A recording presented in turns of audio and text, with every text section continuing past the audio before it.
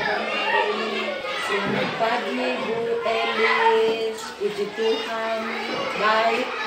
Oke, hari ini kita akan melakukan percakapan prasupervisi sebelum nanti saya akan mengamati jalannya proses pembelajaran yang Ibu Maria lakukan di dalam kelas.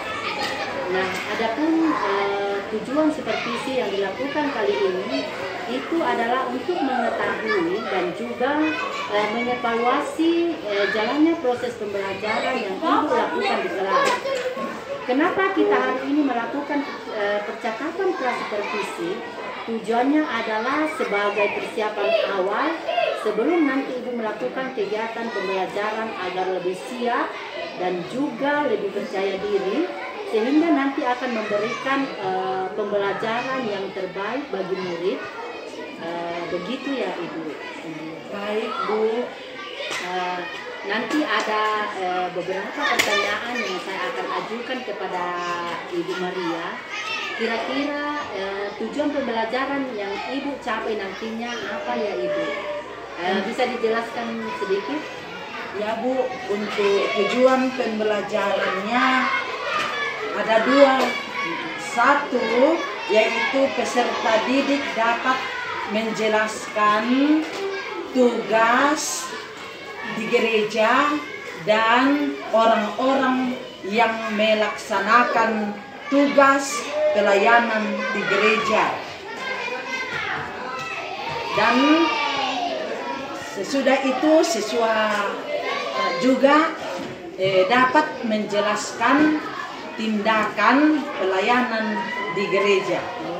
Seperti itu ya Ibu. Jadi tujuan pembelajaran dari Ibu Maria nanti yaitu yang pertama itu peserta didik dapat menjelaskan tugas dan orang-orang yang terlibat di dalam pelayanan di gereja.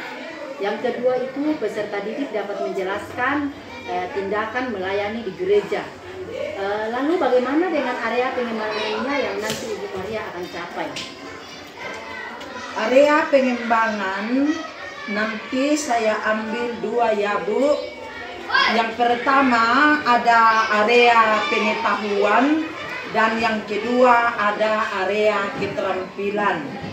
Nah, untuk yang pengetahuan nanti siswa dapat mengetahui tugas pelayanan seorang pendeta, tugas majelis gereja dan semua pelayan-pelayan di gereja. Kemudian yang kedua yaitu area keterampilan. Siswa dapat membaca Alkitab dan siswa dapat memimpin doa dan mempresentasikan tugas tersebut di depan kelas bersama kelompoknya. Jadi untuk area pengembangannya Ibu Maria menggunakan dua area pengembangan, yaitu pengetahuan dan keterampilan.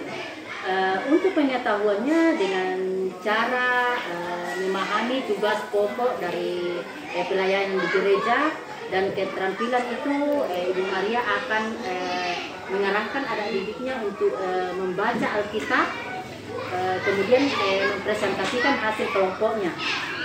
Kemudian saya ingin mendengarkan sedikit tentang rencana yang ingin Ibu terapkan nanti di dalam kelas. Seperti apa strateginya? Bisa Ibu ceritakan?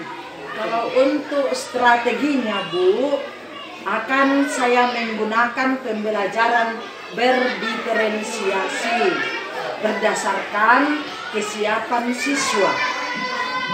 Nanti pembelajaran berdiferensiasi tersebut akan diintegrasikan dengan pembelajaran sosial dan emosional. Kemudian saya akan mengadakan pembagian kelompok berdasarkan kemampuan siswanya. Selain kemampuan siswanya dilihat, juga keaktifan siswanya. Jadi strategi yang Ibu Maria terapkan nanti menggunakan pembelajaran berdiferensiasi yang diintegrasikan dengan melihat kesiapan siswa sesuai dengan pembelajaran sosial dan emosional. Kemudian nanti Ibu Maria akan melakukan pembagian kelompok, begitu ya Ibu? Iya Bu. Nah, sekiranya model pembelajaran itu seperti apa ya Ibu Maria? Bisa diceritakan? Untuk model pembelajarannya Bu, di sini saya menggunakan model PBL, pembelajaran berbasis problem. Kemudian kalau model otomatis ada metodenya. Metodenya saya menggunakan diskusi kelompok ya terutama. Kemudian penugasan dan tanya jawab Bu. Oh, jadi untuk modelnya nanti Ibu Maria menggunakan model pembelajaran problem based learning. Kemudian metodenya nanti menggunakan diskusi kelompok dan tanya jawab. Kemudian untuk medianya akan menggunakan media apa ya Ibu? Untuk medianya Bu, yang akan saya gunakan itu yaitu menggunakan buku siswa dan juga menggunakan gambar-gambar, juga menggunakan LKPD Ibu. Iya. Jadi media yang digunakan nanti Ibu Maria ada buku siswa ya. Buku menggunakan LKPD ini di-download atau diambil dari buku. Ya Bu, saya nantinya menggunakan LPD ini membuat atau memperbanyak Bu. Saya memperbanyaknya dengan menyediakan itu, dengan menggandakan LKPD itu yang saya sesuaikan dengan materinya, saya download lalu diperbanyak, kemudian disesuaikan dengan keadaan materi dan yang ada di buku siswa. Jadi untuk LKPD-nya itu Ibu Maria akan kombinasikan dengan download dengan buku siswa, kemudian disesuaikan dengan kondisi siswanya, begitu ya Ibu Maria. Ya Bu.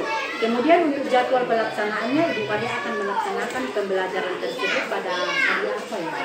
Kalau pelaksanaannya Bu, kalau memungkinkan akan dilaksanakan hari Rabu tanggal 6 tahun 2024 pada jam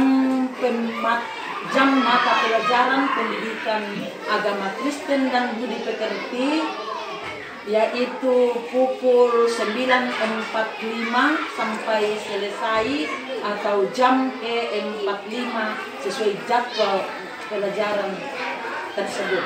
Oh iya, jadi nanti Ibu Maria akan melaksanakan pembelajaran ini pada hari Rabu ya, tanggal 6 Maret ya, besok ya Bu. Ya. Kemudian akan dilaksanakan pada jam sesudah keluar main. Iya, betul Bu. Berarti ketiga 4 pada saat pembelajaran agama.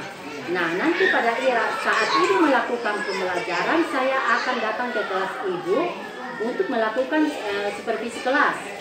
Di situ saya akan melihat dan mengamati serta mencatat hal-hal apa saja yang terjadi di dalam kelas Ibu.